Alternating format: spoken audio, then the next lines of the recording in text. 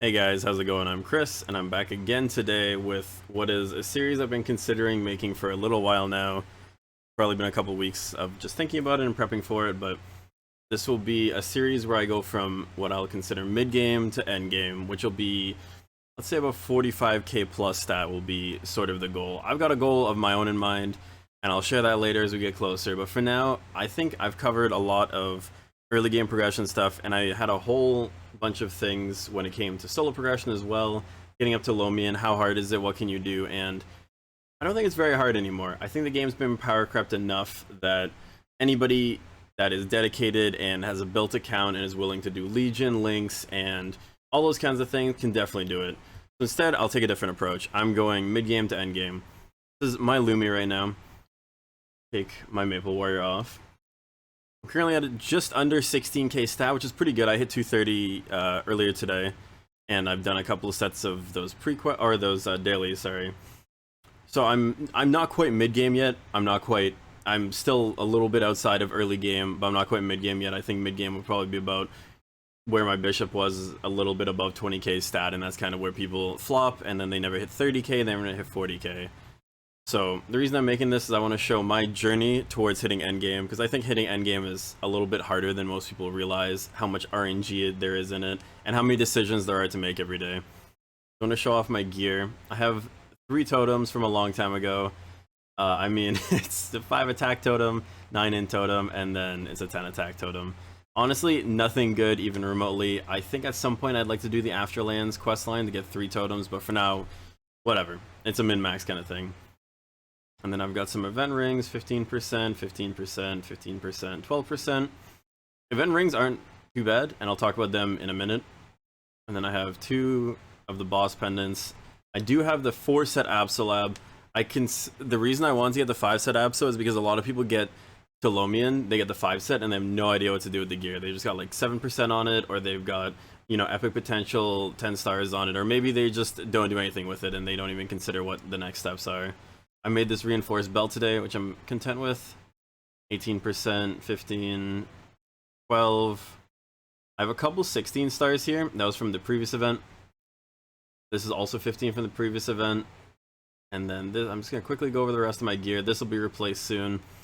I can kill lomein. Not very quickly, but I can kill them, so no problems now. And there's that. I have 520 arcane force, 72% crit damage. I'm in my leveling legion, so this is still a little low, I think. I can't remember what my leveling legion looks like. Yeah, so these are just generally my stats. And then from Goo Island, you can get a heart. So that's basically what I'm planning on doing and filling this out. Events now have been including more hearts. We saw the fairy heart last time, which was 2 events after Wondroid. So I don't think we're going to see a shortage of hearts for the next little while. But yeah, this is my character right now. As you can see, I'm super rich. I have no mesa. I have nothing. Quite literally nothing. I've just been doing Gullix every day. Can kill hard Lux pretty easily. And then I've been doing Commercy to get my stuff up. That's basically been it. Some of the goals that I have in mind right now is I'd like to 2-line all of my accessories. So as you can see, I already legendaried this. And the reason for that is this set of accessories, from the earring to the ring, necklaces, and then these 2, are all going to go legendary because I want to make them into drop/mesa gear at some point. So I'm not afraid to throw some mesa into them to maybe like 21% them in the interim. And that's kind of where we're at for now. And then this is fine. Honestly, getting like 2-line M attack is pretty good. And then I got lucky with 2-line IED on this, so this can propel me forward a little bit. And then obviously, like, this is insanely lucky. But yeah, that's what this series is going to be about. I'm going to be going over what you can do, how to do it, and how to get to endgame. I will show off my Legion here as well. I don't think I can open my Legion in there because it's an instanced map. Check here, though. A little bit of lag as per usual. So I'm 7.3k Legion. This is my Lumi's Legion. Buff duration is really important for Lumi, so I highly recommend getting as much as you can.